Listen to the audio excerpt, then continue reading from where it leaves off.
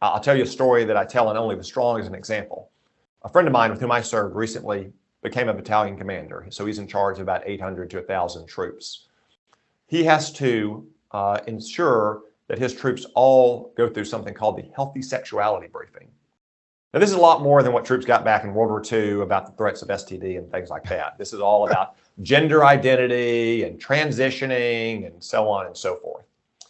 And he says that this is tracked all the way up to the division headquarters and presumably submitted to some higher command at the Department of Defense. So he says, put yourself in the shoes of one of my company commanders who's in charge of about 125 of my troops. He knows that he's got some bureaucrat up at higher headquarters looking over his shoulder to ensure that there's a little green check mark next to every soldier's name on the healthy sexuality briefing. He doesn't have that same bureaucrat looking over his shoulder on things like shoot, move, and communicate tactical training at the squad level. So what is he going to take a risk on in his quarterly training plan?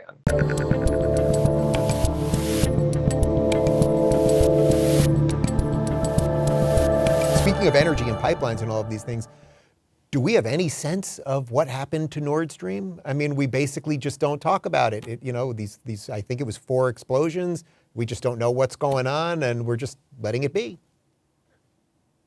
I probably shouldn't comment, Dave, on what happened to the Nord Stream pipeline. I will say that it never should have gotten that far in the first place.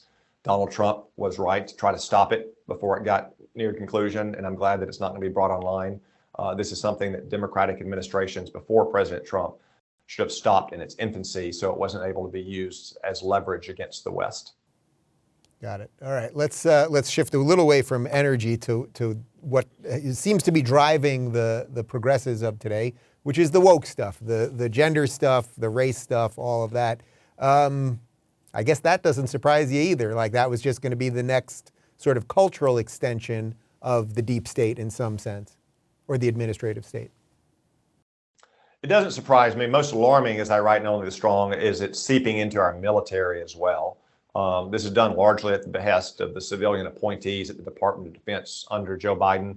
The idea that there's a sexist or racist or extremist lurking around every corner, hiding behind a highly polished and creased veneer, which is simply not the case. Our military is exceptional. They recruit from a very select group of young men and women. You're much safer. And you're much more likely to be judged on your merits in our military than you are, for instance, at some left-wing college campus in America. That hasn't stopped down to the lowest level an effort to indoctrinate our troops with things like critical race theory or gender ideology. I'll tell you a story that I tell in Only the Strong as an example. A friend of mine with whom I served recently became a battalion commander, so he's in charge of about 800 to 1,000 troops. He has to ensure that his troops all go through something called the healthy sexuality briefing. Now, this is a lot more than what troops got back in World War II about the threats of STD and things like that. This is all about gender identity and transitioning and so on and so forth. And he says that this is tracked all the way up to the division headquarters and presumably submitted to some higher command at the Department of Defense. So he says, put yourself in the shoes of one of my company commanders who's in charge of about 125 of my troops. He knows that he's got some bureaucrat up at higher headquarters looking over his shoulder to ensure that there's a little green check mark next to every soldier's name on the healthy sexuality briefing. He doesn't have that same bureaucrat looking over his shoulder on things like shoot, move, and communicate tactical training at the squad level. So what is he going to take a risk on in his quarterly training plan? Is he going to take a risk on not achieving 100% briefing on healthy sexuality? Or is he going to take a risk that not all of his troops will go through the appropriate kind of tactical training to have them ready to fight and win on the battlefield? I think the question answers itself. And now maybe they won't go to war, and maybe their lives won't be put at risk because our military prioritized the wrong things in training. But do we really want to gamble our national security on that? More to the point, do we want to gamble their safety on it? I suggest not. All this can end in a stroke, but it takes a new president and new secretary of defense to put an end to it. So is that what it would take? I mean, literally, so if we got, let's say, a Republican president, we now have a different secretary of defense. I mean, in essence, you're saying you have to fire a tremendous amount of the top brass at the military, right? No, I don't think that's necessary, Dave, because I mean, the military is different from, say, the Department of Labor or the Department of Health and Human Services. There is a chain of command and there's an ethos of moving out when you've received a lawful order. And I think it would only take a new president, Republican Secretary of Defense, to say all this ends today. So, for instance, Dave, when I was in the Army, I frequently, well, I shouldn't say frequently, once every 6 months, we had a lot of mandatory briefings. You normally set aside a morning of training for it. And it was on everything from equal opportunity policies to motorcycle safety to personal finances. And that briefing made clear, albeit shortly, that the Army is an equal opportunity organization. It does not tolerate any kind of harassment or discrimination on the basis of race or sex or religion or nationality or what have you. And that was that. And I never saw anything like that when I was in the Army, Dave. All it takes is one Secretary of Defense to say, we're going back to the old ways of reminding our troops that this is an equal employment organization, equal opportunity organization, and we have zero tolerance for any kind of harassment and discrimination. Here's one PowerPoint slide that states that policy. A soldier will get briefed on that once a year, once every 6 months. And if I find out any command is using anything other than this single statement of policy, that commander will be removed. That will end the nonsense right there, I promise you. Because that's what most of these commanders want to do. You think my friend, my battalion, who just became a battalion commander, who's achieving the pinnacle of his professional career, wants to spend his time on a healthy sexuality briefing? No, the vast majority of officers and senior enlisted troops want to focus on training their troops, being ready to fight a war.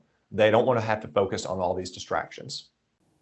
When you're back home in Arkansas and you're talking to constituents and they're seeing all of this craziness with the gender stuff, and we just covered it on my show where the president is, sitting at the White House with a trans journalist who's, and in essence, he's saying that the states shouldn't have rights when it comes to whether these procedures should go through. I mean, just the litany of crazy things.